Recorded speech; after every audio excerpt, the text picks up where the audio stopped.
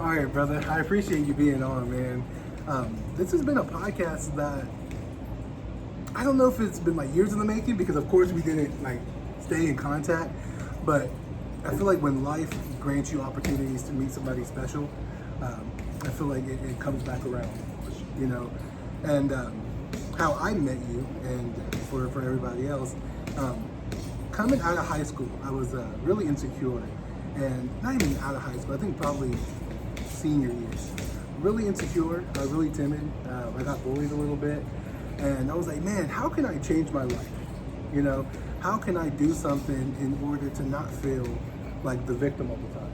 And I don't really remember how I came across the injury room, but me and my friends were downtown one night, and either we stumbled upon it or I looked it up or something, and I walked in there, and I forgot the coach at the time, but I went in there, and he was like, hey man, you know, you want a membership? I was like, yeah, you know, that would be dope. At that time, I wanted to compete. I thought it would be dope. But I ended up coming back for the noon class, I believe, and you were the instructor or the trainer. And from that day, man, I was like, this is something that I would love to do, love to continue to do, because boxing, yes, is a physical sport, but it also gives you a sense of balance. You know, like understanding combination, understanding footwork. It's like a dance, you know. Absolutely. And with that, it gave me more security, because it's like, okay, maybe I'm not the toughest guy in the world, maybe I'm not the fastest, the strongest, etc. But I at least know if I'm able to throw this correctly or do this correctly, I'm able to protect myself better than what I could have at the beginning. So with that being my start, where did you start with your boxing career? Because of course every warrior has their origin story. You know, I mean, everybody probably sees you now and like, oh man, it's just knockouts after knockouts, or you know, Abu Dhabi, other places, but they don't understand what molded you to be this man. So if you just want to introduce yourself a little bit, give us a little rundown of who you are, how you grew up, and then we'll just go from there. All right, solid, man. Yeah, so my name is Jeremiah Milton. I go by Dreamland. I'm from Tulsa, Oklahoma, Black Wall Street. 11 right now as a professional, living out in Las Vegas, but this is home for me. So any opportunity I get to come back and give back, be a part of my community and just be rooted here, I take a lot of inspiration out of that. Yeah, so I mean, you know, I've been around boxing, you know, a little bit growing up, never actually competed. We used to do these Friday night fights out in my apartments. My mom just hated those things. Grew up right in North Tulsa in my teenage years, but before that lived all around Tulsa. So I don't know, I would say kind of like, you know, like you said, like, I don't know, life is kind of a fight in its own way, and you know, you're not always going to be the toughest guy, but you know, I used to watch a lot of animes and stuff, one similar to, actually both of those on you, shout out to Dragon Ball Z and Naruto. Yeah, just kind of being that that underdog, you know what I'm saying? The last one that you'd expect, and the last one you talk about. A lot of people, even to this day, don't remember me from childhood because, you know, I was just kind of, you know, drifting. That's kind of how my family was. We didn't really, you know, plant ourselves down anywhere.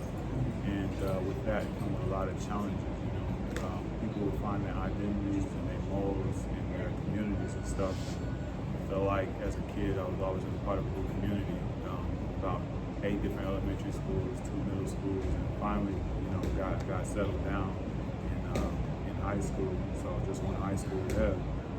But honestly, just you know, what makes an individual is like, for me, what molded me was just knowing like, okay, I didn't have any people to really turn to when you need answers. So like, you know, some kids have to grow up a little bit faster.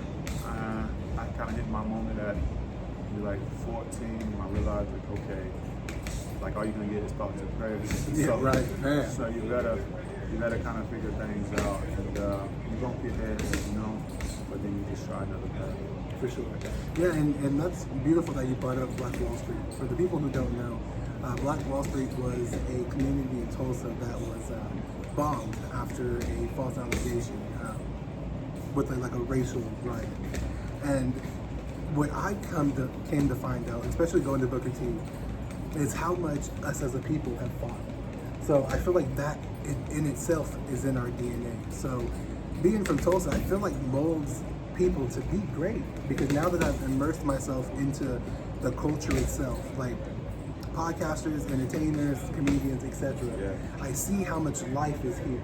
Right. And even though it's been buried or it's been difficult to get back, we've got some shit to talk about. We got some stuff to look forward to. I mean, especially with these young athletes, these young boxers, and I mean, it just really shows what type of people are here. Absolutely. And the thing about it is, like you said, this is kind of it's a fighting place. Yeah, we're not just boxing here, but we're fighting. We're fighting for everything we can get. We're fighting for our opportunities, our moments, and that's kind of ingrained into the nature of this place. People in my apartment, you would catch them just like, you know, they just with it at any time. Like, you know, kind of a rough environment. And, you know, it brings the best out of the folks. And when you have something that you can also relate back to, like you find your identity and like, okay, this is my city, blah, blah, blah, blah, then you start to understand, like, man, you know, I have an identity, I have pride in what I do. And I encourage anybody from the town to really look into Black Wall Street, because it's funny, everything was taboo, and we weren't told not to speak about it, you know what I'm saying? So even though my grandma was born on Greenwood, 1925, like 4 years later, like her experience and everything like that was completely different than what we could have had. So, you know, rebuilding always starts somewhere. You know, somebody has to pick that up at some point. So find it yourself, kind of do the little thing. Yeah, that's what I like about this generation. Like Gen Z has really opened up a new perspective on how we can take back our identity. I mean, you saw it with Black Lives Matter, you saw it with different protests, that we are now unafraid to be unapologetically Black. You know, of course, each generation had their own struggle, but I feel like this one is bolder. Yes. You know, like we're not, I mean, I don't know if you heard that saying, we're not our ancestors. Yeah, real quick. You feel me? We'll like, you up, boy. Right. So, and that's the thing, if we continue to do that and also continue to be closer together, then that fighting spirit would just get even more enlarged, and I feel like we'll take back, you know, what was ours at one point. And then, of course, I mean, I'm not saying that it's not possible to regain our strength and share it with everybody else. Absolutely. But right now, we're in a position to where we see each other and be like, that's just another nigga. You feel me? And we hate ourselves. But I feel like with people who do make it out and come back and show that love, it's like, okay, maybe we're a little more. I mean, it just takes that one spark to kindle a flame. You know, and I really, you know, even this, I really appreciate you being on this. I mean, this has been my life for, you know, like about 2 years now. And I've seen the lives of different people who struggle with addiction or who was mentally ill, and they've gotten better because they wanted better. And I've noticed that with you as well, because when I first met you, I think you were in the Golden Gloves at one point, and Alan was the professional. Yeah. And I don't know if you remember this, but I was like, man, I can't wait till you turn pro. And then when I finally saw that, I was like, man, I'm really glad for him, because not a lot of people will bet on themselves. Right, that we get a little bit of buzz here, we get a little buzz there, and it's like, okay, we'll just run this little small town or small area. But you're like, no, I want to conquer the world. You know, you were telling me the other day you met some of your idols, but when you get in that ring, it's me versus you. Yeah, I do this too. Right. So tell me a little bit about the Friday night fights that y'all put on in those apartments. You know, so shout out to my high school teacher. What high school? Nathan Hill, class 2012. We had a teacher there, Mr. Whiteford. This was in a time where, you know, things were a little bit different. So the next line I say is probably going to be weird, but like, you know, he seen that I was struggling because I had a hard time I was in a class where anybody that failed like the state test, and it was pretty much like, we're gonna get you ready to pass this. If you don't pass this, you don't pass high school. Right? So I needed to be in this class, but I got in there and he immediately noticed, like, wait a minute, this kid just isn't applying himself. He's fucking smart. You know what I'm saying? But like, that was the thing. So like, I've always been the guy, like, if you can show me better, I'm gonna do better. But if you show me worse and it's still better, I might just do that. Yeah. You feel me? So like, I really was just something to mold. And he was like, well, tell me your issues, tell me what your problems are. And I just told him like my home life, how things really wasn't good. So, I was a wrestler at the time, but I never actually thought about defending myself in certain environments. I didn't think about, like, I would fight people, but like in this case, you know what I'm saying, it was something I didn't really think about conquering. So he was like, man, well, you're a big dude, why don't you just, try them and see what happens? Yeah. And I'm like, really? I can do that? Like, and so he's like, man, trust me, come with me. And he takes me after school to his house, and his wife is there and stuff like that. Shout out to Blue. And we're just in the living room, and she's playing sodas and pens and shit. And we're like watching these old title DVD tapes. He's like just the corniest little white dude showing me how to throw these punches, like. And he's like, I'm gonna give you all this equipment, and you take it back and you study it. And I didn't have a bed in my room at the time, right? So like, what happened was my brother loved Rocky, and he had one pair of gloves, a left and a right. I would put on the left, he put on the right, and we just punch each other in the room. Yeah. So ain't shit else to do. Ain't shit else to do. We just beating shots. But now I'm like, yo, look at all these gloves I got. I got a bag full of gloves. Let's go outside. And then we go outside. There's like a square patch of grass, and like people was like, what is that? And then everybody started coming over. So I'm like 15 years old, like knocking out grown dudes. Damn. Just with like a 1-2 and a hook. Like you'll run the whole streets with a 1-2 and a hook. Right. Yeah. Just the leg up on everybody with those type of details. But yeah, he kind of sparked that flame. He was kind of upset at first because he thought he ruined me whenever I said that I wanted to do it. But I guess he must have forgot about my ambition, my willpower when I set my mind to things. Yeah. And so everybody laughed when I said I would actually take boxing serious. And I moved home, left university, and like, well, my dad, oh, you should just work at Quick Trip. Like, I'm like, no offense to Quick Trip, anybody working at Quick Trip, it's a great job. It's a great job, for sure, it's a great job, but like, yeah, like, it was just like, no, I didn't leave university to just, do something that I didn't want to do. And so, a lot of people find their passions in different things, and for me, I was just like, I was set on this idea, and it just started to take root, and people like yourself, y'all seen it in me a long time ago, and I'm really appreciative for all that, because it always encouraged me. I was always taking something from it. Yeah, and that's the thing, man. So I love different motivational speeches on YouTube, and there was this one, Joe Rogan was talking about motivation, and he was like, man, when I used to get into martial arts, people would tell my parents I was really disciplined. And my mom would respond and be like, no, he's not disciplined, he just enjoys what he does. He doesn't clean his room, he doesn't take out the trash, but he will spar, he will, do jujitsu, like his life depended on it. Yeah. And I see that in you, like, of course school wasn't, school. I mean, people thrive, I didn't thrive. Like, I thought I was smart, but going to Booker T, I was like, nah, man, this is not for me, and I had to find a different path in order to like motivate myself a little bit more. And it took me a while. And once I got the spark to better myself, I was like, okay, this is gonna be everything I put into it. Yeah. So when you got those gloves and you finally put them on, was there a sense of like home that you were feeling, or did it take a while to be like, nah, man, this is something I enjoy, but once you got to the university, you're like, okay, nah, this is gonna be my life. Yeah, no, it was like, okay, and shout out to people who take some education, make sure y'all do that. There's a lot of athletes out there, and it's a tough road to go down for sure. So it's one that you just can't get off after you start. But for me, it was the fear of the unknown. Like when you walk into a boxing gym, I used to always, like, that smell would like make me nervous. Like the smell of the gloves, the smell of the bags, the atmosphere that bring in the bell. And I'd be like, oh man, this is a fight. This is a really tough guys to come. And now it's so home to me. Like I just, if I walk into a gym and I don't smell that, I'm like, oh, okay, what do you got? This is brand new boxing. Yeah, come What on, is man. this? So yeah, just that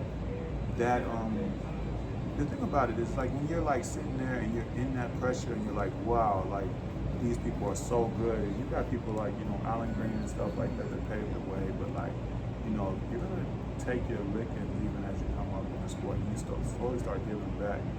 But it's pretty much like the desire to want to find out how good you can be. I'm sorry, if you just want to grab the quarter.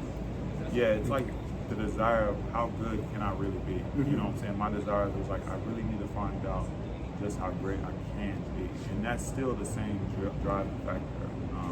Motivation comes and goes, but like, you know, when you make your goal to focus that like, okay, I'm doing something that I love, and with times even doing things you love gets monotonous, but you gotta remember your reason why. Like, why did I start?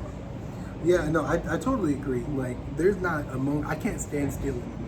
If I stand still for too long, like, I get stiff, so I have to shadow box. If it's not, like, it could be a 5% shadow box, like, I have to move. Yeah. Because boxing has become, like, my identity. Yeah. Like we talked about, I lost 153 pounds coming here. And this is all I've known, you know, for the last year and a half. And I look back at some of the videos that I recorded, and at that moment I was like, man, look how cool I was. Dope. And then back then I'm like, or now I'm like, man, I was still big, the combinations was ass, I'm breathing heavy. But it's the beauty, because boxing gives you what you put in. Or it doesn't cheat you, it doesn't, you know, have favoritism. Nope. And that's the beauty. Like we were talking the other day, I was like, man, I can't do team sports anymore. Because I know, at least with this, if I lose, it was because of me. Because of me. It's the man in the mirror. You know what I'm saying? That's why so many metaphors. You get the boxer, the shadow boxer, coach, like, it's you versus you. Yeah. But literally, like, you know, when it all comes down to it, you know what I'm saying, you could be as great as you want to be. Yeah, there's a lot of things that factor into it, time and positioning and all that stuff. But like, if you stay down, like I said, once it starts, it doesn't stop. You have to immerse yourself in it. And like, you know, that's the ultimate reward. Seeing the progress. When my old amateur tapes come back up in my memories, like old amateur posts, Facebook or whatever, I'm like, kick my ass right now. Right. But it's the beauty of growth, you know what I'm saying? You can see like, okay, I used to not have a jab, I used to not have this, I used to not be able to do that. And like for yourself, too, like, you know, I was staring at you so hard, and I remember the time we spent, but, you know, damn near unrecognizable as far as like where you come from. Because I remember clearly now you're a lot shorter. Yeah. And yeah, you were like, a lot bigger, a lot more timid. Yeah, a lot more timid. But I mean, you know, you definitely had a look in your eyes of, you know what I'm saying, a man that was trying to figure it out, wanted something but was trying to figure it out. And now you got a different little gleam. It's like, I know what the hell I'm doing. Like, you know what I'm saying? Totally different look. Right, and that's the beauty, man. Like, it all starts, people think that they have to understand what their purpose is at 18, 19, 20, or whatever the case may be. Like, I went in there in high school and then literally took 3 or 4 years off. You know, had the son, gained all that weight, and I was like, man, I missed something, and I didn't know what it was. So I was like, I know I had to lose weight, so I went to Planet Fitness, and then it just got, you know, bulky. I'm like, I'm still not trying to get bulky. And then I was like, you know what? I miss boxing. So I went to the engine room, and they were still $100. I was like, golly. So I was working midnight to 8 a.m. at a dispensary, and then I'd go to the engine room after, and then be a father right after. And I think that's when I started my podcast career, and I was like, you know what? I really can't continue to spend all this money, especially with Milton at the time. Right. So took off like 6 months, and then I found this gym, and it was only 40. I was like, all right, bet. Yeah, HAC Boxing on Memorial. I don't know the actual address, but it'll be in the description somewhere. Yeah. Oh, for sure. Sam knows Memorial Drive. Yeah, something. But no, man, and that's just the beauty of like a seed being planted.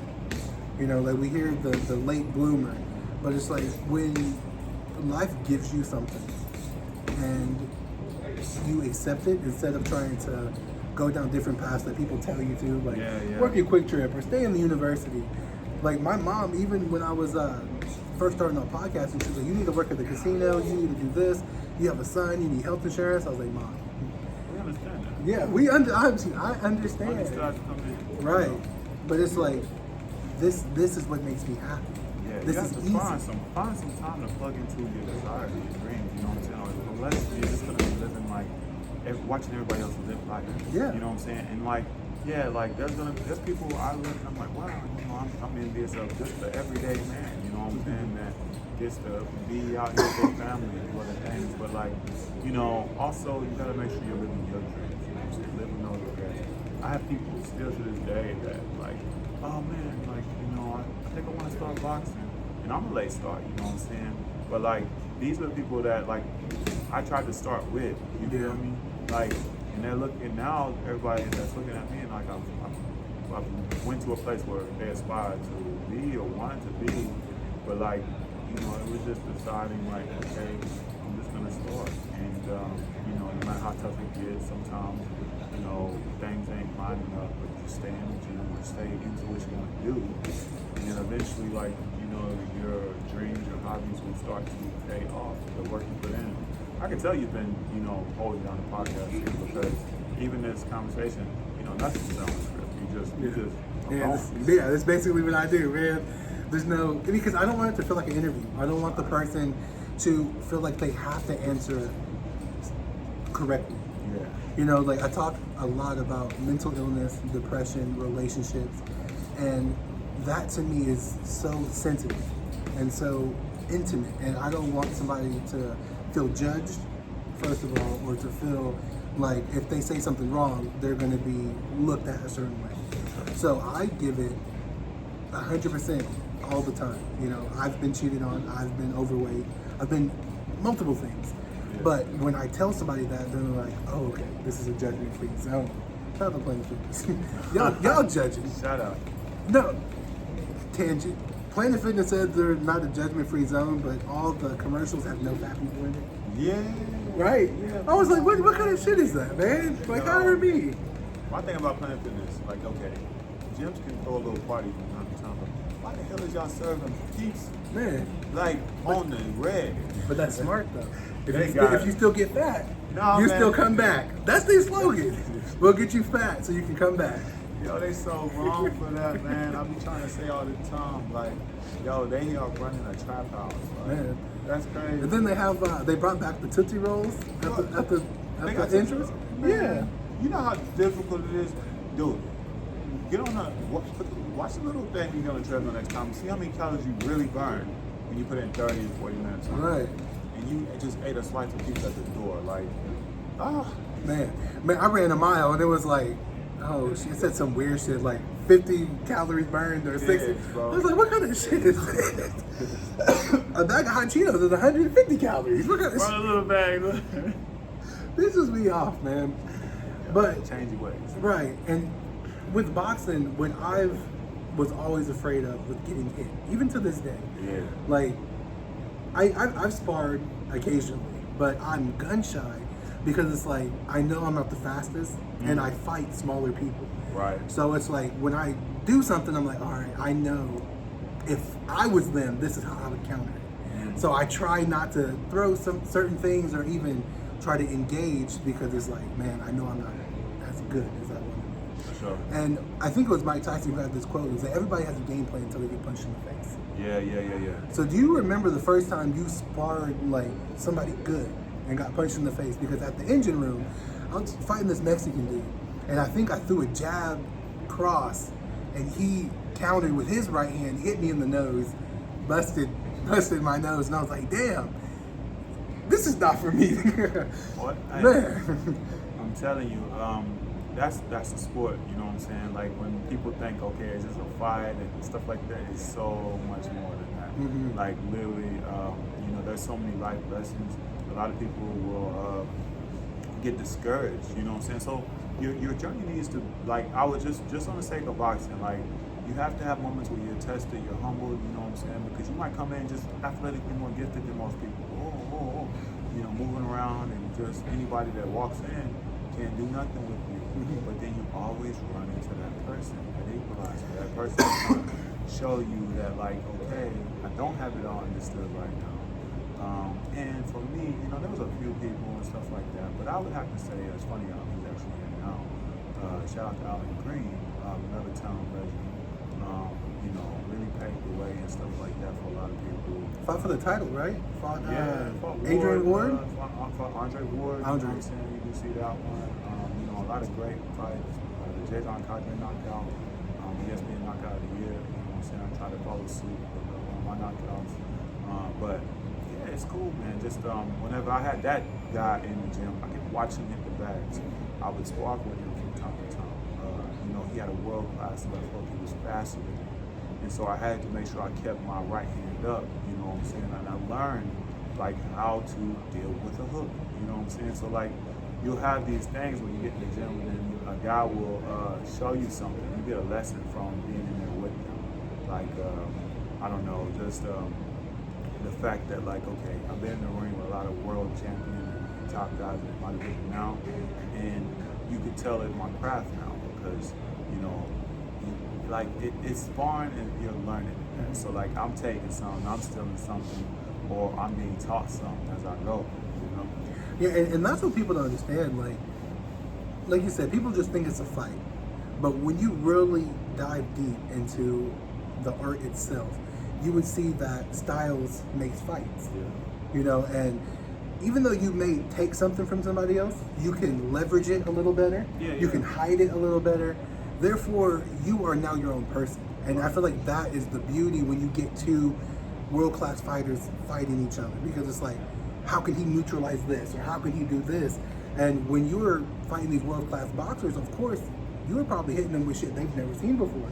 Yeah. Because you know, are your own person. For sure. You know, and I feel like what people need to do, especially if they're in boxing, like, of course you can appreciate people who paved the way, but I'm pretty sure eventually you didn't want to get hit by that left hook. You were like, nah, I'm about to come in here and fuck him up. Absolutely. And that shit had to stop. It had to stop. Right. Because, like, oh my. Because if I'm going to keep getting in here, like, you know what I'm saying? Like, there's no way I'm going to keep walking home like this with a little tape in my mouth. Right.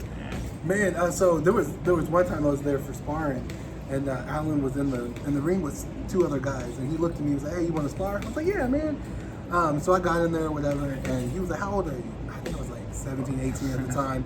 He looked at the other guy and was like, whoop his ass. I was like, sir, I'm not that good. And then, of course, being so overweight and tired, my mouthpiece kept falling out. He was like, don't spit out your fucking mouth. I was like, sir, I don't know what I'm doing wrong, but I need to breathe. I need oxygen. Hey, man. Hey, man, he came up the hard way, man. Man, like, for sure. You know what I'm saying? It ain't got to be all that. If you go to a boxing gym, you know what I'm saying, make sure you're going to the right one. Because someone will try to whoop your ass. But, like, it don't have to be that, man. It really, like, but, like, it's to each their own. Like, that's the reality of the sport. It's, like, it's unforgiving. Mm-hmm. At its core, it's unforgiving. It's beautiful and brutal. But, like, at the same time, like, you know, I spar with some amateurs out of his gym, this gym here. And I spar with some young up-and-comers that want to do something, you know. I had to touch them up a little bit. And they learned that there's levels, but they all went home safe. More like I'm more with my skill set. I'm more able to like bruise your ego than anything. Man. But there's nothing worse than you getting hit and you can't hit him. That's the worst shit ever. Yeah. So if that's what you were doing, yeah, they probably cried in the car. Oh man, I mean, yeah, they were more. Their pride was hurt more than their body. Yeah, but that's what you need to find out what type of man you are. For sure. You feel me? So like when Alan told that dude to whip my ass, if I had a good mindset, not to be like scared, but oh shit, what's he gonna do? It's like, nah, are you gonna whip his ass, or are you gonna get your ass whooped? Control that. Right, and like I said, everybody has a game plan until you get punched in the face. But once you get punched in the face, you have to make a decision. Are you gonna fucking crumble, or are you gonna fight back?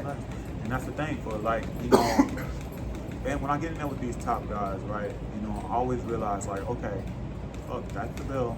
I'm in here now. Yeah. You know what I'm saying? Whether I close my eyes or anything, you know, that camera is still on me right now. Like, you know, I'm not out of this ring. So once you make peace with the fact that you're gonna get hit, you actually get hit less because you have the vision to see things. You know what I'm saying? You gotta use your mind. You gotta stay switched on. Yeah, that ring IQ is something that not a lot of people have. No. And it's the fact of like looking at your opponent and seeing everything about him, to the smallest flinch, to the quickest jab. You're like, okay, I got hit with this jab because when I came in, it was sloppy, or I did a double jab and he only hits me with a one jab. You feel me? Yeah. And I feel like when we get that understanding of like, okay, this is how I conquer you. Yeah. And now it's just an ever going of like, who can talk who next? Yeah. You feel me? And that's the beauty of it. And of course, you have people like Floyd that will look at, like, he'll be on the ropes looking at you. You're just swinging. He just hits you with an uppercut, hits you with a hook. I'm like, bro, I'm trying to get out of the corner. He's like, nah, just get over here, bro, so I can show you some shit. And this is what we call situational awareness. So like, I'm gonna drop a jewel on this thing. I appreciate it. And we'll see who all picks it up later. But when you're in the ring, you know what I'm saying? Like, you gotta know a guy's strength. And let's say most people's strength is their backhand. They lead hand, they can really do well. So like, I can occupy the jab. You know, I can see. I don't even have to look at the jab. I just know that like, his lead hand is gonna be a jab or a hook. So I'm really watching the backhand. As I'm watching the backhand, any slight movement, you know, in that backhand, I'm making my move off of that. I'm setting my counter up off of that.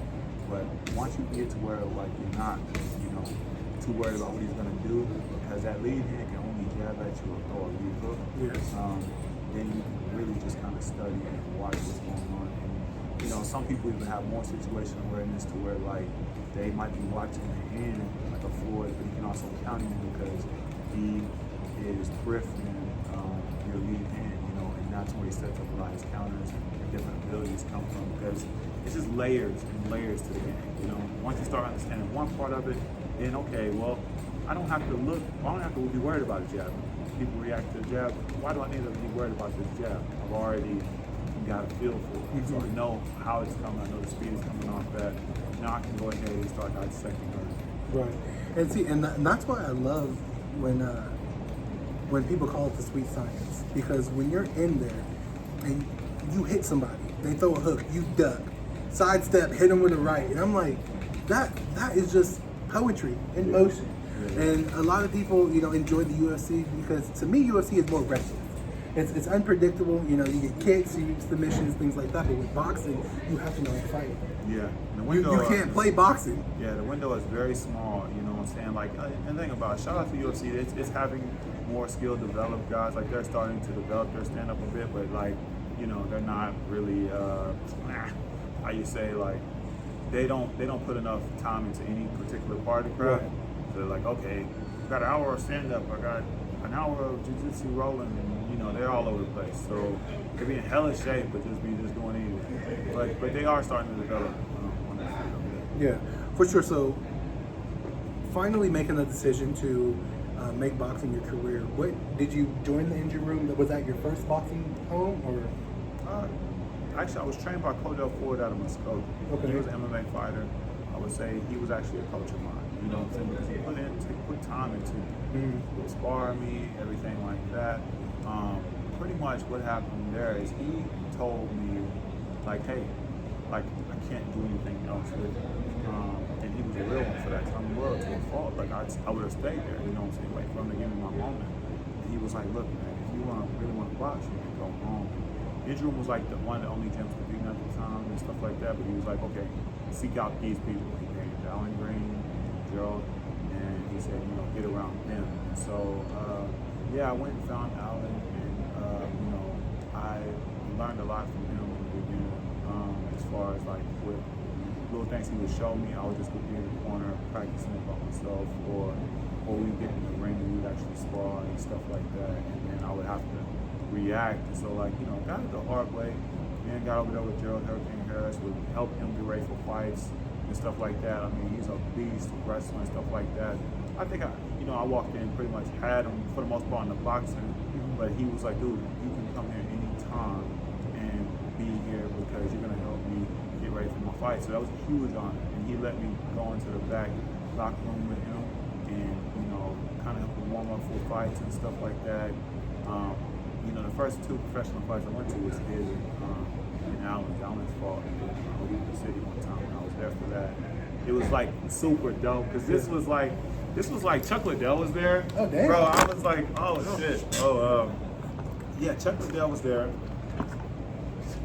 Chuck Liddell was there. Fucking they had like, it was just in an old smokehouse, like a casino type thing. So like, I'm talking about everybody can smoke in there.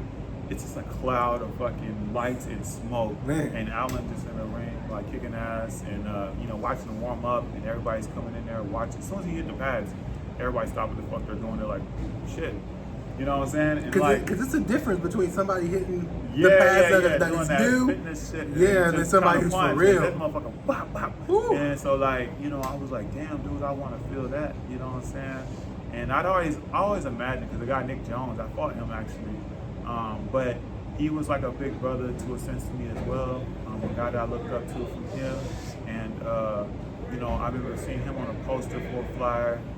Like, man, I want my face on a poster. Yeah. Just started out with little things, you know what I'm saying? I didn't know that it would, you know, and I looked up, I'm like, fuck, I'm in the ring with Tyson Fury. Like, it's like, oh shit, I was just boxing in my apartment when I was a kid. Like, I didn't think, you know, any of this shit would happen. But that's how life, you know, you just stay in it. Like, okay, I thought, like, when I was getting my first fight back at the house and at the crib, it was, you know, a crazy viral moment.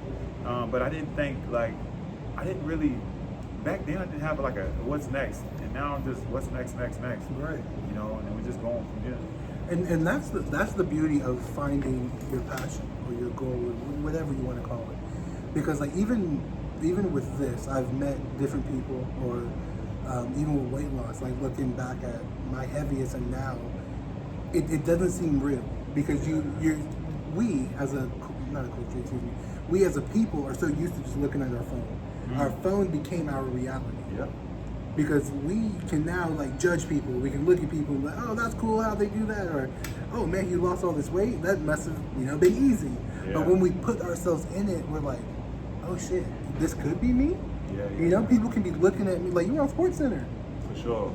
Right? Like people know you now, and it's like, it to me, it really brought like a lot of anxiety, because once I've gotten older, I've understood like everything that I want to do, I can achieve. And if I don't achieve it, it's my fault. Yeah. You feel me? But now it's like that failure is not even in my mind anymore.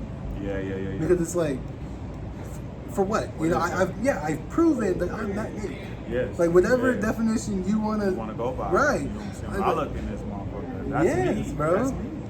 You know? And yeah, man. So shout out to the real grinders out there. Since this is open podcast, I'm gonna say we can hear that one good. Right, might as so well. Look, Fuck it. Fuck them, man. Man. Look, if you like, I love the stories of the people that just fucking, you're doing it, bro, and you're doing it naturally. You know what I'm saying? Yo, I'm looking at these motherfuckers nowadays, like they're like, oh, all you need to do is get a purple rice and some oatmeal and some food. And I'm like, motherfucker, you are on every steroid in the fucking world. Right. And it's like, you know what I'm saying? Like, you didn't believe in yourself. No way you believe in yourself to do that, you know? So as long as I'm competing, as long as I'm living, you know what I'm saying? Everything about my body will be natural and stuff like that. Fucking, don't tell me you just had a fucking scoop of protein. Right. No, for real. Because people, like, it's fucked up. It's so fucked up. We watched a video last night and it just pissed me off. And then, like, you know, my thing is like, I like to see progress in everybody. Like, if you're super skinny and you want to get some muscle, now you walk around with definition. And like, so many people at this gym have fucking incredible stories. Like, I just look at them like, damn, okay. But like, a lot of natural young kids and a lot of natural hustlers and grinders such as yourself. And so, like, you know, if you've never hit a mark before in your life, then I understand. Then I get where those guys are coming from, because they've never hit a mark. They must have never hit a mark before in their life. So they need somebody to get them. They buy it. They buy the mark. And right now, you must have hit whatever first goal it was, and it's like, fuck, I can really do this. And you just hit another one, and another, and another one. So, you know, respect. Thank you, I appreciate it. But yeah, with me, man, like, able to, like, when I lost my first 10 pounds, I was like, this is the most weight I've ever lost. Wow. And then I was like, okay, wow, it's another 10, or it's a 30. And it really blew my mind that I was like, I'm the one doing this. So it didn't become like you said, I just wanted a poster. Like with me, I just wanted to go down, even if it was one. I wanted to push myself, even if it was just one more minute of a round. Or when I finally came to the conclusion that I'm getting better, It started, so I have this boxing app, or some app on my phone that counts down like 3 minutes. A clock timer, yeah. And I used to do 12 minutes, 12 rounds, 2 minutes. And I could see the progress. Like, okay, man, I wasn't able to finish the round, then I'm able to finish the round, and then eventually it's like, I'm too, like, not energized, but I'm still fresh after these 2 rounds, whatever. So I was like, all right, let me bump it up to 3 rounds, or 3 minutes, golly. And people don't understand. Like, they're like, oh, just 3 more, or 3 minutes instead of... That's a fucking eternity. Yeah, like, that's 6 more minutes than I was used to. Yeah. And people don't like. People tell me, "Oh, lift weights. You know, you'll lose weight faster." I'm like, bro, have you ever had to hold your hands up for 3 minutes punching, or fucking squat in a fighting stance, bro, for 12 rounds? Like, you are your own weight. You are your own everything. And see, here's the thing. Like, okay, you can watch something. You might be inspired by this clip. You might pick something. You might have a YouTube video or somebody that you watch, but like. You know, I realized this too the other day, like, okay, like nutrition. I'm looking at all these people, I'm like, okay, how do we meal prep? Yeah. And then like, then I watch the next video, okay, well, how do you meal prep? You gotta pick something and you gotta reenact it. Don't just watch somebody else do it. You know what I'm saying? Like, hey, if you see me, you know what I'm saying, doing something, let that inspire you. If you see him doing something, let that inspire you. You know what I'm saying? Like, not everybody's supposed to be this and that person in life, right? You know what I'm saying? It don't work like that. But whatever you want to get out of life, saying, just go for it, man, and don't wait. Yeah. So like my thing is, I'd flip through the channel and be like, well, maybe this little hack, this little hack, and it's like, well, I ain't really even fucking went in there and baked nothing yet. Right. You know what I'm saying? I've just been on YouTube all night. You know, so or watching a video about fucking sleep when it's 2 o'clock in the morning. Take your ass to bed. Man, you know, if not, run a fucking mile, and then you be tired. Go to sleep, man. And that's the thing, man. It's like you gotta want it for yourself. Like you said, the only thing you'll get is thoughts and prayers. If you don't do it for yourself, you'll never achieve anything. And it's kind of I'm kind of biased when I say that, because I had a little bit of motivation because I had my son when I was 21, and for that whole year I was still slacking off. But we talked about it the other day, and I'm pretty sure I talked about it on the podcast, but we were just hanging out, me and my son, and it's when he first started learning how to walk. And I was just tired being outside, just standing there. My lower back was hurting, and I was like, bro, I gotta make a change. Right. And that's when I immersed myself into this lifestyle, because I knew, this was familiar, and I knew if I continued to go down this path, something would happen. You know, I came up with the slogan, consistency over results. You know, because fuck, it sucks. Waking up sore, waking up, you know, bruised knuckles, headache, like everything that comes with it. If you bitch out, all that was for nothing. You feel me? Like, even when I'm in my rounds and I'm tired, I'm like, bro, I'd rather rest at the end, because I know if I stop right now, I would hate myself basically. You feel me? And people have to have that mindset of a conqueror mentality.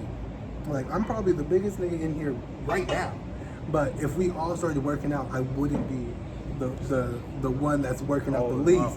Right, right. And even though my stamina's not the greatest, but you will see it. You will see it, right? For sure, because it's like we are all here for a purpose. And now I've gotten to the point to where it's like, okay, you can make fun of me, right? You probably can beat my ass, but you're gonna hurt after we fight. You feel me? Right. Just know that we in a fight. Just know that we in a fight. And that's the beauty. Like, even if you don't choose boxing as a career, learn how to fight. Learn some martial arts, because the shit that you build in this, you will conquer the world. You know, if you're an entrepreneur, okay, people are not buying your product, but with the strength and skills that you built through boxing, or that determination, you're like, all right, I ain't no bitch. I'm gonna continue to push, because I know that I've built a level of self-confidence and self-discipline to not give up on myself. Yeah. And give yourself grace, give yourself some time, man. You know, I got a lot of people that start businesses, like, let's just say, outside of boxing.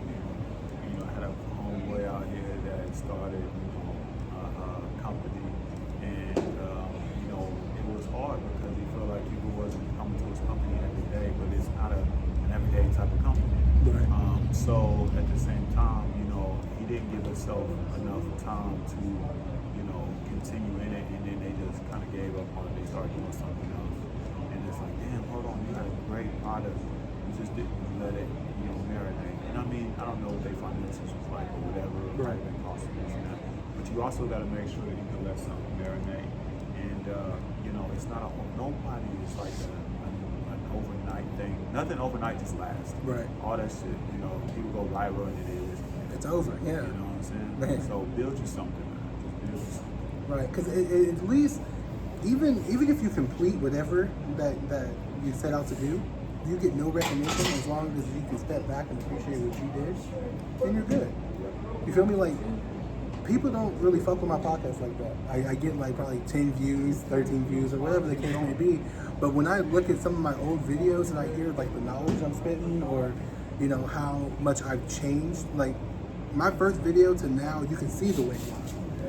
Right, right, yeah. And that to me is something beneficial that nobody can take away from you. Exactly. Right, and I got to a point to where like when people say congratulations or I'm proud of you, it kind of makes me feel iffy because I'm like, well, eventually, or there was a point that y'all didn't really fuck with me. There was a point where y'all made fun of me or different things, and now that I gave you nothing to talk bad about, because like I said, I spilled everything on there, and now I give you nothing bad to talk about. It's nothing. All right, now. Yes, sir. All they can say is congratulations. You feel me?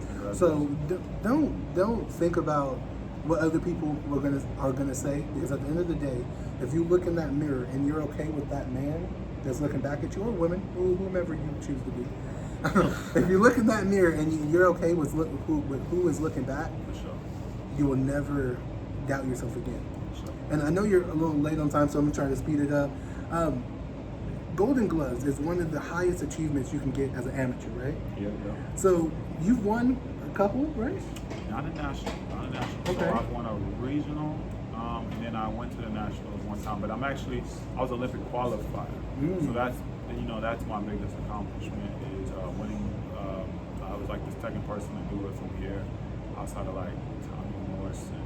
And I won the Olympic qualifier. Then I also placed as an Olympic alternate for the 2020 Olympics that got held off. And then instead of waiting around for a potential spot as an alternate, I went ahead and turned pro. So, and that's the thing, like this happened really fast for me, ranked up as high as number 2 in the nation at one point. This amateur journey wasn't really, it was just part of it was extra. So like, I had a homeboy the other day, what I'm saying? He went so close. He's given like, over 12 years chasing becoming an Olympian, and I didn't have that same thing. And unfortunately, he didn't. I thought he won his fight, but he lost it. How this shit can be political. Yeah. But at the same time, like going to the Olympics and achieving all that stuff, I told you, I just wanted to be a pro and get a poster at one point. So like, whenever it was presented as an opportunity, I think that was a difference in my dedication at the time, because it just sounded cool. I was like, oh shit, okay, not really my dream, you know what I'm saying? But like, once I went for my actual dream, as shitty as that might sound, like, I was shouting Olympics, like all 7-8 months. I was in it, but I wasn't doing the things that would get me there. And I only, can relate that to just not having anything to chase around here, being the baddest motherfucker in Tulsa, nobody wanted to train with me anymore, nobody wanted to spar, whooping ass from every fucking line to line. Man, I knew you like you. Yeah, what I'm saying? It was just the facts, So, I had my own little comfort, and it was just an idea. Now I understand what it's like to compete and to chase greater, and to really want more for myself. I have things that I'm targeting. And so, going into it, I didn't, aspire to be some great ass amateur. Yeah. So I like three or four more questions to ask you. So, walk me down that moment of, okay, this is going to be my first professional fight. What was the nerves like? What was that day? Because you've seen Creed, right? For sure. And when he was about to Similar. fight, Holy shit. he was like, Rock, take these gloves off. No, He's like, shit. I did all that before. Man. But super crazy. I debuted in the pandemic, and I had my debut in Detroit at the fucking Kronk boxing gym. Actually, they set up cameras and shit in there, and it's cool, little small audience. Just people that was help orchestrate the show. But yeah, had my debut in Detroit. The opponent was just some fucking bull rig guy that was like, fuck it, I'm gonna put on some gloves tonight. Yeah. You know, it was just it was really anticlimactic when it was all said and done, but it was just that fucking achievement, you know what I'm saying? Like, oh shit, I'm a pro now. Yeah. Like, okay, I would have loved to fight anybody else, but you know, it just was what it was. Fucker had a mullet and combat boots on with a Mortal Kombat tattoo on his chest. Okay. Yeah, it was crazy. He rode, and it's crazy because like they got the car switched up, so like he rode to the venue like in the car with us, and he was fucking burning a hole in the back of my neck. And it's like all the nerves went away when I got the gloves on, because I was worried about who's gonna wrap my hand, who's gonna do this, who's gonna do that. We like went into the Motown Museum earlier in the day, and I'm like, bro, I'm just trying to chill, like, fuck, I'm fighting tonight. Yeah. And like my coach was that confident in me. He's like, oh no, we're just gonna go over here to the Motown. We're gonna go, and I'm just gonna take your mind off of things. Typically, I do not fucking move like that, but you know, it was a really great experience. And then you know, it starts in about like a minute 30, and I'm like, man, that was it. And then, you know, but like I said, when I put the gloves on and I first started cracking down, everybody. Had the Alvarino effect. People just stopped. Everybody stopped and started watching. And I'm like that now. People will watch me, and I'm like, you know, I got this. And then my hands were so much faster, so much more lethal. Because these little ass gloves, man, I'm talking about they crack. Yeah, see, I've only used 16 ounce. I haven't used smaller gloves. These professional gloves, even from the amateurs, they crack, bro. So like when I hit the pad, I was like, my hand was so fast, I didn't realize like just how fast it was. And I said, dude, I'm about to hit this guy with these. But I didn't really factor in, your opponent's gonna be hitting you with those too. Right.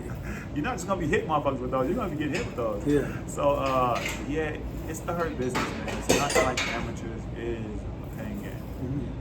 So you were saying that having that moment of realization, like, bro, these are going to be deadly, and we get to a point to where like we get confident in our skills, and then when we achieve things like a knockout, it's like, okay, I knew I could do this. But when you finally got a knockout on ESPN, I believe it was, right? Yeah. What was that like for you, man? Because when I saw it, I was like, damn, I'm glad he didn't hit me with one of those, because shit, that would have ruined my life. I mean, here's the thing, you don't see it until you get back into the locker room. So like, of course, I'm in the fight. I have no idea the reaction. This is only my third fight, actually. Damn. That was my third fight. It was on ESPN. It was out here in Tulsa at the Osage. So when I hit Buddy with this shot, right, I'm sitting there and I'm thinking to myself, holy shit, like, hey, because he froze up and he locked up on the ropes. Was this the uppercut one or the ropes? The ropes. This was the ropes. And, you know, the referee had a bad angle. So, like, I'm looking at the referee. I'm like, yeah. I still got my guard up, but I'm like, hey, yo, bro, you just sleep, bro. You see this motherfucker? And then I walk back and you see me throw my arms up on the camera, but I'm like, talking to my corner. They're like fucking excited. I said, y'all see this shit? Yeah. And it was really trippy in front of me because I seen his leg lock up first, and I'm like, what the fuck? But being my third fight, I didn't know that the fight was over. I thought they were just gonna like wake them up, and then like we gonna get right back at it. And the motherfucker is done. And so then I'm like, I'm kind of depressed for just a second because I'm like, oh, the fight's over. And now I done blew my moment on ESPN. I feel like I blew my moment. Yeah. To be honest with you, there's a slight like I didn't get to show everything that I've been working on, and you know, I'm just, and then they're in the locker room. My manager, he's like, no, dude, trust me, they're gonna love this. They're gonna. My management at the time, you know, great guy, Mike. He's like telling me like, look, you did the right thing. People are gonna give you so much praise for this, blah blah blah. And like, I wasn't big on social media. Even you couldn't even find me by my name, and just my shit just started to get flooded by people like going out their way to search me. And then I didn't realize till like 3 weeks later that you couldn't. So then I changed it, and then there's another wave, and just viral. And that's when Tyson Fury was like, "Hey, I'm in Vegas. I want to spar this guy." Oh damn! And I'm like, "Oh shit!" Like, man, shout out to him. Shout out to Fury. He's like, "Yeah, keep knocking these motherfuckers out." That's Right. what he told me. That's what he told me. That's beautiful, and his accent too. So I'm pretty sure it's funny as hell. Oh, funny as hell. Yeah, no, that's what you gotta do. You gotta keep knocking. Oh, shit. And he's tall as shit, right? Yeah, he's got the longest one. Man. But yeah, man, the feeling was surreal. You know, I didn't realize how big it was getting. And also, I didn't realize what it meant for me, because now it's gonna put this spotlight on me, and motherfuckers are gonna be looking at me. For sure. But fuck it. What's he gonna do about it? They They can't do nothing about it. can't do nothing about it. But you know what I'm saying? Just like, you know, I was more expressive on social media at one point. Mm-hmm. And then, you know, when I got on there, I'm talking about like, not everybody was following me. So like, they would just watch my stories. And then like, dude, I'm getting 9,000 to 10,000 story views. I'm like, fuck, I'm just in the house making eggs. Yeah, man, You it's feel just me? chilling. And so then I was like, okay, like, let's tone it back a little bit. I don't want motherfuckers to see everything that I'm doing. Because I got real self-conscious about it. Like, my day-to-day life type of shit. Like, Right. That's why, man, I couldn't do reality TV, man. My no, mom. I'm not a reality motherfucker. Yeah, my mom was watching reality TV. I'm like, you literally have to like pretend to not have these motherfuckers here. Right. And that's not me, bro. Like, I'm like, can you back up, bro? Like, can you? Yeah. Like, Go somewhere else. even when I have guys come and they film me for like a little promo shoot or something, or like, hey, we're gonna get some video you training. My eyes always dart over to the camera. Like, Yeah. you just see me, like, I'll be hitting the bags and then I'll look over because I'm like, it's so weird, like, just having a camera in your face without acknowledging it. Yeah. Like, how can you just be sitting there and then not look at the fucking camera? Right. And then I feel like, man, did I already throw this combination? Am I looking sloppy? Or Yeah, like, so much shit goes through my like, mind, man. yeah, if I step off, I'm like, they see that. Right. But the camera don't lie. Man. All right. Well, last question. Yes, sir. Of course, you have achieved a lot of stuff. 11 wins, 7 KOs, right? But your greatest accomplishment is having a child, For sure. right? Tell me what that's like, especially already being the man that you are, bringing in a new life. Was that more terrifying than going on your journey of being a fighter? Or what was that like for you? You know, the moment is like, you know, like I say, I think what I said to you earlier, like, when you have kids, kids, your eyes change, your desires change, and you know, like the pregnancy is the pregnancy. Like that's like for your first, it's like okay, you're just like going through this like. Well, I don't know this face. I haven't seen this kid. Yeah. It's and a so preparation it's just, phase, man. It's a preparation phase, but the you know the reality changes when you're holding them. You're looking at them, and you're sitting there like, oh, like now my life has this meaning, this different. Like everybody I'll fight, man, I'm throwing fucking shit at you because like you know it's that much more personal. And I think that, like you said, like not wanting to not be there, not wanting to not be the provider. I don't think my guys don't have. I don't think they quite understand that. Mm-hmm. Not everybody, you know what I'm saying, needs that to motivate them, but it is a different driving force. Right, man. Like when you're looking at, you have a son, right? You said it's Julian. It's a great name, great fucking name, man. But yeah, when you looking at your child and he's looking back at you, and for the first moment in my life, I felt unconditional love. Like I saw this thing on Facebook or whatever. It was people going around and was asking women would they kill for their child. And some of the women were like, nah, I can't do that.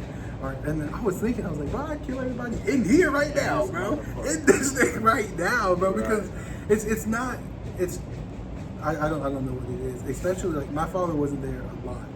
And I was talking to him the other day and I got real emotional because of course, I've gone through some stuff, being cheated on, growing up with parents who really didn't acknowledge me, didn't really fuck with me. Growing up super self-conscious. Yet for some reason, yesterday brought all of those feelings back.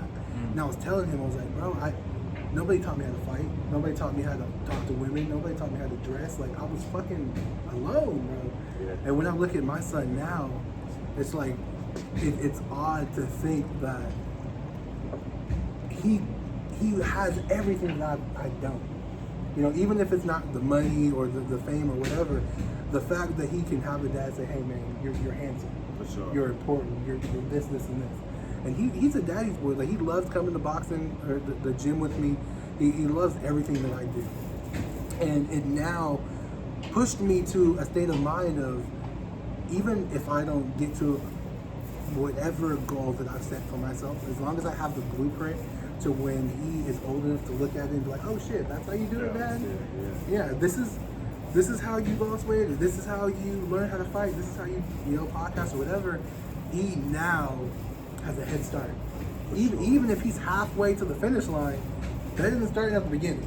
No. You feel me? And the thing about it is, everybody works, everything that you do, everybody you interact with, it all becomes breadcrumbs for them to follow. Right. You know what I'm saying? So like, nobody is going to be here forever, and the goal is to leave something behind that, made the world a little bit better place, but especially for those that are watching.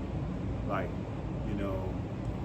at different stages of life, as they say, kids rebel, do all this other stuff, but like, no matter what, having a good mother, having a great father, they're gonna know that, and they're gonna one day find out who you are. Yeah. That's my biggest fear, man. Yeah, if you were just a shitty ass dude, the kid gonna be like, well, my dad's a piece of shit. Man, yeah, because like with my son, like he knows me as dad, but I would, he's gonna grow. Yeah. Like you'll probably get to this point. But how old's your son? 4 years old. Oh, he's 4? Yeah. Oh, my son's 4 too. Yeah. But it's looking at him and be like, all right, he's still, toddler. Like, yeah. If I say come here, he comes here. If I say sit down, but eventually he's like, Dad, why are you saying that? Or no, I ain't gonna do that. And he sees you as Julian or Jeremiah and not Dad no more. And I'm afraid of getting to that point and not being able to handle it appropriately. Yeah. Because of course, probably for you as well, this is a learning experience. Yeah. My parents used to whoop our ass, used to yell at us, like call us fat, everything, bro. And now it's like I couldn't say that to him, like different things. And I find myself getting to the point of like agitation that my parents used to, but I'm like, bro, it's fucking. He's only been alive 4 years. I can't even fucking learn a language in 4 years. So it's like we can't, as men and as like a leader for our family, put ourselves back into a single person position. Because even if you're talking to like other people's kids before you had a child, or just other people, we would have a certain type of demeanor about us. We wouldn't watch what we say. But now it's like, I can't even be around other kids without like being in dad mode.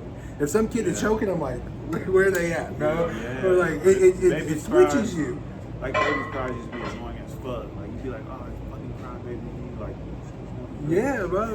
Like I miss it a little bit, and I don't remember what it's like not being a father. For sure. Because my world has really revolved around him, and hopefully, when he's old enough to see this, he agrees. Like I told you the other day, when I die, my goal or my dream is to have him be like, this is the greatest man I've ever known. I'm pretty sure you feel the same way, but it's just something. You have something more to fight for. 100%. And like you said, I think that whenever you interact with your kids, a lot of people they think that it has to be this way or that way. That individual is gonna have his own personality, his own soul, his own. You can guide them where they should go, but like at the end of the day, he'll find his own way, and you gotta trust that you are, doing your best to allow him to have the best opportunity. You don't expose him to all the ills and struggles you have to go through. Yet at the same time, he's still gonna fight his own battles, his own insecurities, his own, whatever.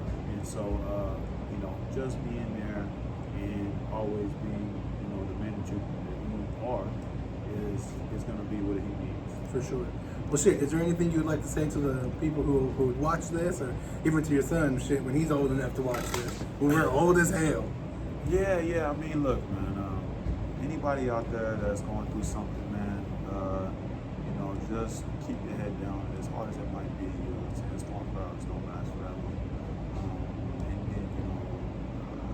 I just say, like, in life, you know what I'm saying, you got to make hard decisions. Consequences are always a part of life. So you have to be able to live with those, be prepared for those. But at the end of the day, as long as you have given it, everything you can, and your intentions were pure, that's all we can ever ask for in life. So keep your head up, keep striving, and continue to try to get a little bit better each day. Hell yeah. That's beautifully said, man. I really appreciate you being on here, man. This has been like one of the best podcasts I've been a part of, just because of like the history that we had. Like, there was a big ass gap, and then just random, because we're gonna end, I promise. But I ran a mile with a friend, and I was like, "Hey man, you want me to go to Planet Fitness with you?" And he was like, "Well, I'm already taking somebody." So I was like, "All right, bet. I'll just go to the gym." But if I would have went to the gym with him, I don't even think we would have. We probably missed it. Yeah, and we want to set this up on time. Right, and that's the thing, man. That's beautiful about life, and beautiful about relationships, man. Because even though they're distant, shit, when it comes back together, they hit, bro. it creates something beautiful. Man, proud of you, dog. I appreciate it. And thanks for helping. For sure. Jeremiah Dreamland Milton, everyone. May your pain be champagne. Go. Oh, that's a beautiful way to end it.